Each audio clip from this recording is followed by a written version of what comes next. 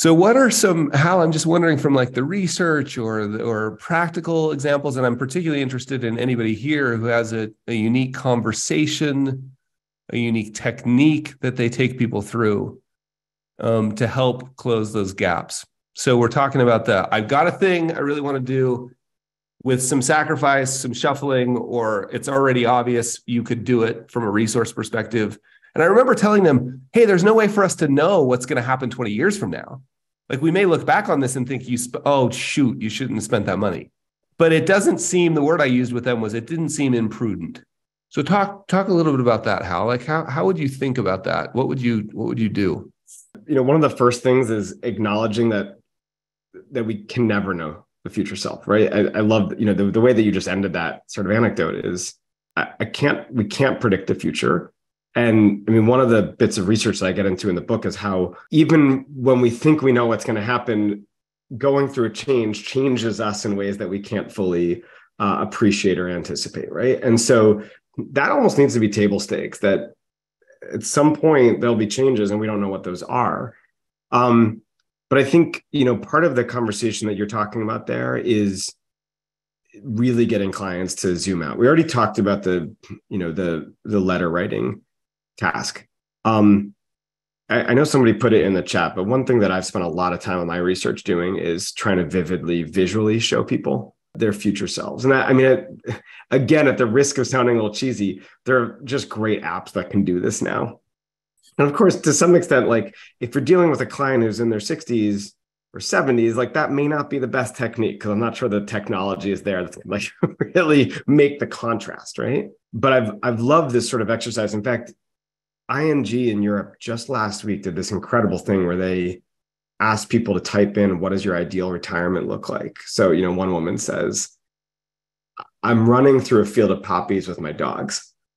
And then they have a little algorithm. They have the user upload their photo and then they use AI to create an image of that. So there's this incredible painting of this woman 30 years in the future running through this field of poppies with her dogs.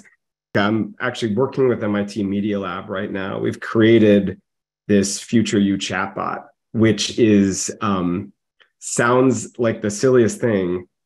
And I tried it myself, knowing, I'm not really talking to future me. It's just sort of this chatbot. I couldn't stop. It was 30 minutes in. I realized, oh my God, I've been having this conversation with my future self. And it was so powerful because, I asked it questions like, what's my proudest moment? Like, what's the saddest, all these things. And it was like deeply emotional, but it forced me to get like a little bit closer to that future self. Those are just like two of the things that I talk about when I talk about bringing the future closer. But I think it also needs to be acknowledged that we can do things that benefit us now and later that aren't just about bringing the future self closer, because it can be really hard to do that. So, I'm really a big fan of figuring out ways that we can make the present day sacrifices feel easier to make, right? So, in other words, all of this tension between current you and future you is about present you doing something right now that benefits future you, or that's how we think about it. And so, I've been exploring ways that we can try to dial down the pain on the present day sacrifices so they feel a little easier to undertake. And so, like this is just one example, but I'm curious how we can draw this out. And just a lot of the things we've been talking about. One of my research studies with my collaborators here, we asked people to sign up for an automatic savings account. It was either $150 a month, $35 a week, or $5 a day. And like, you don't have to be a math PhD to know those are the same amounts of money. Carl, 4 times as many people signed up when it was $5 a day compared to $150 a month. And like after a month, admittedly, some of them dropped out because they were like, oh no, this is $150 a month. But way more were involved because they started. And the reason I'm bringing this up is psychologically $5 a day, that's a sacrifice I think I can make. And so I'm not saying we should take all these things and just turn it into daily amounts, but I'm trying to figure out, I'm like trying to get folks to think about what are the ways to dial down that sacrifice or the pain of it. Your client's going on that trip. What's the pain point there? Is it the fear that they're spending money and they shouldn't be? How Yeah. can we change that? Like the one option is like, think about how much you'll enjoy it. Think about the memories. That could really work. But if the more powerful emotion there, the more powerful driver is some deep rooted fear about spending the money, well, how can I dial that down? Can I show you, that you have enough money, or could we do something different and say, don't go on the trip this year, but let's use mental accounting for our benefit and start putting aside money for next year's trip. And now that money is earmarked. It's Right. not money that I'm taking from something else. It's for that thing. Yeah.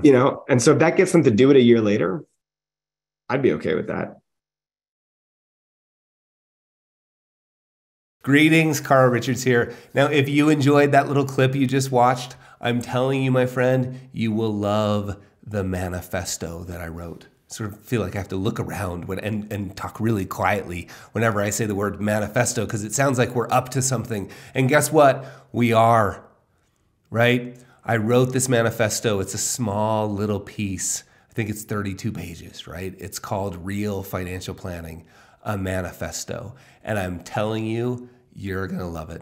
I want you to have a copy. So just find the link. Here's what you'll get. You'll get a beautiful PDF of the whole thing, right? You'll get the audio version of me reading it and a bunch of bonus material in the form of videos about each chapter. I think you're going to love it. So find the link, grab it. Tell me I'm so excited to hear what you think. Cheers.